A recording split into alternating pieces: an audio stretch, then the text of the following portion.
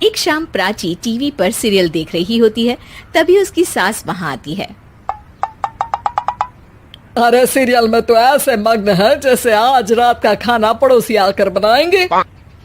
मुझे पता ही नहीं था आपने अपने बेटे की शादी पड़ोस में भी की हुई है। हैं? मतलब? मतलब इस घर में सारा काम बहू ही करती है, आप तो सिर्फ खर्राटे मारती हैं।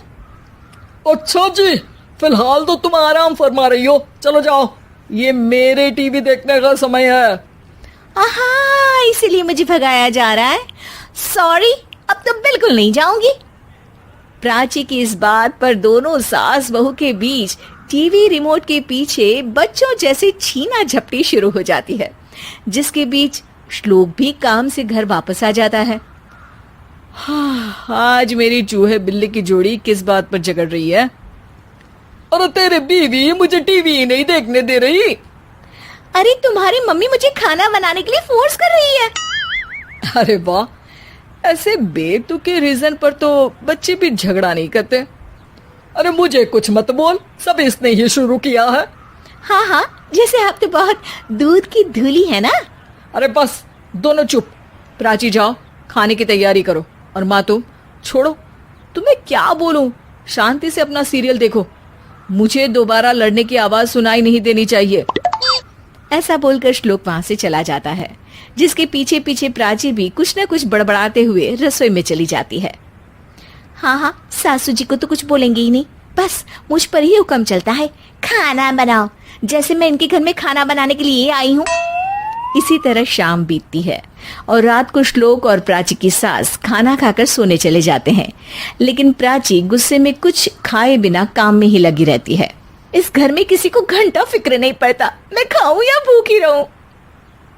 प्राची कुछ देर के लिए रसोई से बाहर जाती है और जैसे ही वापस आती है तो वहां दूध का भरा ग्लास देखकर हैरान रह जाती है। फिक्र पूरी है, बस दिखाना नहीं है।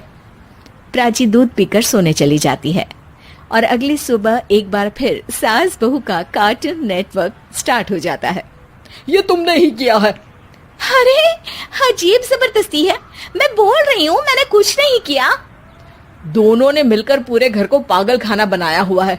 यहाँ कोई नॉर्मल इंसान तो रह ही नहीं सकता, इसीलिए अब पड़ोसी क्या रिश्तेदार भी घर आने से कतराते हैं। और सुन बेटे, तू भी चंगा, तेरी माँ भी चंगी, तेरी बीवी भी चंगी, रिश्तेदार।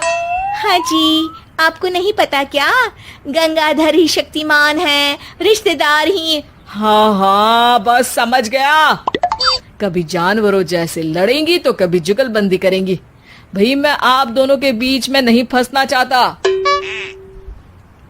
सास बहू की इस मन मौजी जोड़ी से परेशान होकर श्लोक अपना सिर खुजलाता वहां से चला जाता है। चलो अब मैं भी कीर्तन में जा रही हूँ।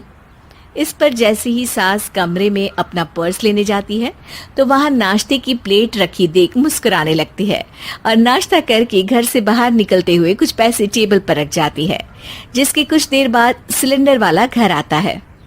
ओ मोरी मैया, मैं सिलेंडर के बारे में तो बिल्कुल भूल ही गई थी। घर खर्च के सारे पैसे भी मम्मी के पास है और श्लोक से बोला तो उल्टा 4 बात सुनाएंगे। प्राची ये सोच ही रही होती है कि अचानक उसका चेहरा चमक उठता है और वो घर में आकर इधर उधर देखने लगती है। तभी उसकी नजर टेबल पर रखे पैसों पर पड़ती है, जिन्हें वो सिलेंडर वाले को दे देती है। ये सब श्लोक देख लेता है। अच्छा बेटे, इतना बड़ा घोटाला, सबके सामने मैं तेरी दुश्मन और पीठ पीछे तेरी मेरी यारी। इस पर श्लोक एक प्लान बनाता है और शाम को सब एक साथ बैठे होने पर बोलने लगता है। माँ, तुम दोनों की बहुत लड़ाई होती है, इसलिए मैं सोच रहा हूँ कि प्राची को उसके घर छोड़ाऊं, इससे वो भी खुश रहेगी और तुम भी। अचानक श्लोक की ये बात सुनकर सास बहू शौक से उसकी तरफ देखती हैं। अरे ऐसे कैसे घर छोड़ाओगे, मुझे कहीं नहीं जाना। अरे तुमने बोला नहीं पर मैंने सुन लिया, तुम्हें मम्मी के साथ रहना अच्छा नहीं लगता, मुझे पता है। अरे वो अरे, जब बहू खुद कुछ काम बोले तो वो तुझे सुनता नहीं, और अब जो इसने बोला ही नहीं वो तू समझ गया। जब उसे नहीं जाना तो फिर जबरदस्ती क्यों कर रहा है?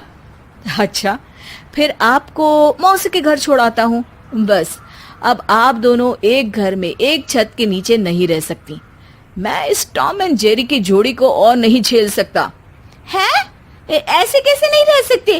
तुम्हें इतनी दिक्कत है तो तुम्हारा बोरिया बिस्तर पैक कर देती हूँ, लेकिन मम्मी जी कहीं नहीं जाएंगी। बिल्कुल यही सुनना था मुझे। अगर दोनों में इतना ही प्यार है फिर हर वक्त ये लड़ाई का नाटक क्यों करती हो? देखा मैंने कैसे माँ किचन में दूध रखती है और तुम उनके लिए कमरे में नाश्ता रखती हो, और कैसे वो पहले ही तुम्हारी दिक्कत समझकर घर में पैसे रखकर बाहर जाती है। अरे भाई, इतना ड्रामा तो डेली सोप में भी नहीं होता जितना तुम दोनों ने इस घर में फैलाया हुआ है। तू हमें टॉम एंड जेरी बोलता है ना, तो याद कर वो दोनों भी एक दूसरे को बाहर वालों की बुरी नजर से बचाने के लिए हमेशा सबके सामने लड़ते थे, लेकिन अकेले में दिक्कत के समय मदद भी तो करते थे। बस हमारा रिश्ता भी कुछ ऐसा ही है। और वैसे भी अगर सास बहू में तू मैं नहीं होती तो दुनिया वालों को कहानियां कैसे मिलेंगी?